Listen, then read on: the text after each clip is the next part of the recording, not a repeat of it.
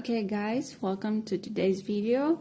We're gonna do my pinky finger with dual forms, Acrygel. The whole tutorial will be this video, and I'll show you the process. I'll give you some tips, and remember to always practice and practice, because practice makes perfect. So let's get into it. You will need a dual form.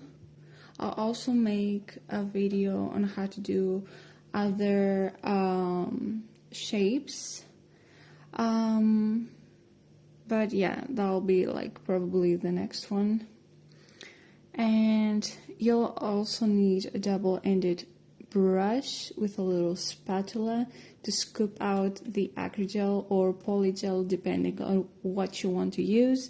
They also come in little vases, but they also come in tubes. I like the tubes better.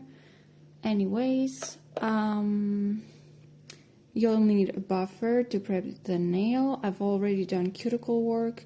You can watch my previous video to find out how to do that. You'll also need a base. You can use a rubber base or a simple base. It also depends on what type of brand you're using. And the cleanser. You pretty much use that to clean your brush so that the polygel or Acrygel you're using won't stick to it, and you'll be able to move it around.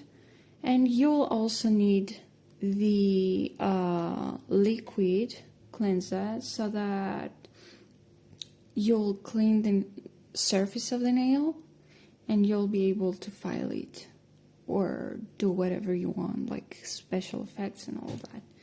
I'll start by buffing the nail. You can also file the front into a shape that you like. I like making it oval so that I won't have to worry about the edges of the nail picking out or whatsoever. Next up, I'll use a base coat. Polygel and Acrygel need something to stick to. It's not like gel that you put like a clear coat on and then you build it up.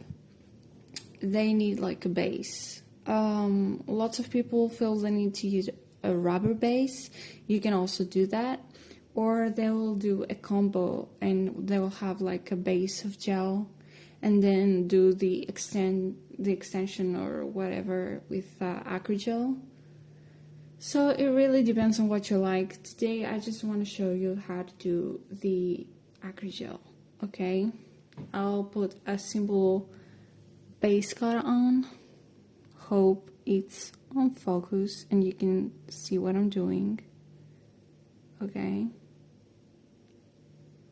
I'm shaking a bit my brush, making moves back and forth and circular ones, because I want all the bits here and there to be covered perfectly. So if you see your nails under a microscope after buffing them or filing them, they look like the skin of the fish, like they have this type of like layers that are hanging there. And when you shake the product into the nail, like I showed you, product goes into those little spaces that you created, into this rough surface, and adheres way better and sticks way better. So that's why I'm making these movements. Now I cured for a minute. You can also cure for 30 seconds depending on the instructions. Once again, depending on which brand you're using, they have different directions on how you use their products and all that. I will wet my brush into the liquid cleanser as I told you. Okay, I'll wet it really well. And in the other end, as you can tell, I have the bead. I've already figured that this sizing on my pinky is perfect. So I'll just apply the Acrygel right here, and with my wet brush, it's not like soaking wet, it's just a bit wet, I'll start making these tiny movements, and I put way more pressure like at the end right here, because I want a little product there, I don't want much.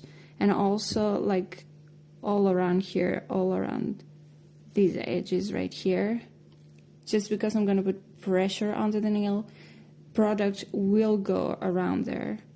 So I don't want to have much there, because then it's gonna bleed all around, and that's something that we don't want. So yeah,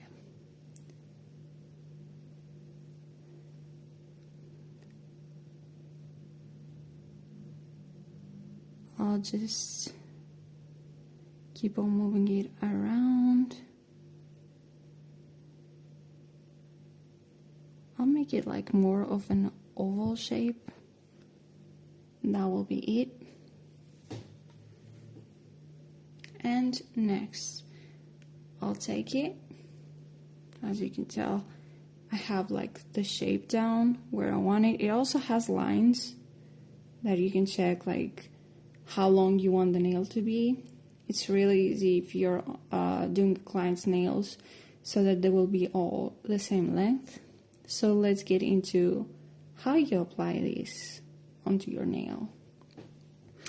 I will put enough pressure to the edge right here, because I want this to be as thin as possible. And then as I go down, I'll put less and less pressure, because I don't want the product to spill out from the edges or like be misshaped, okay? So I'll do that.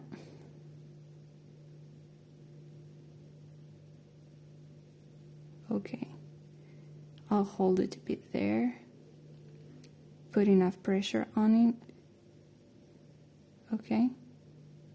And as you can tell, it's covered right here, it's covered right here perfectly, okay? You can also move it around. You can play around with it as much as you like. That's the great thing about polygel. You can play around with it as much as you like. And now I'm gonna cure. Again, we want to make sure it's really nicely cured. I'm not gonna do a flash cure. I don't like flash cures. I like the full-on cure.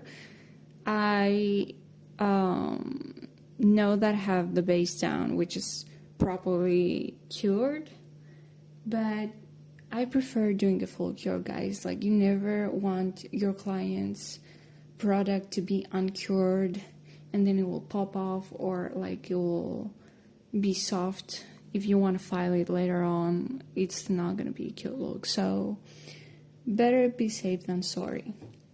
Since I'm done that, I will just like push the edges right here, and as you can tell, like it creates like a bubble, and you're gonna put more pressure into it, move it around, and pop, it pops out perfectly.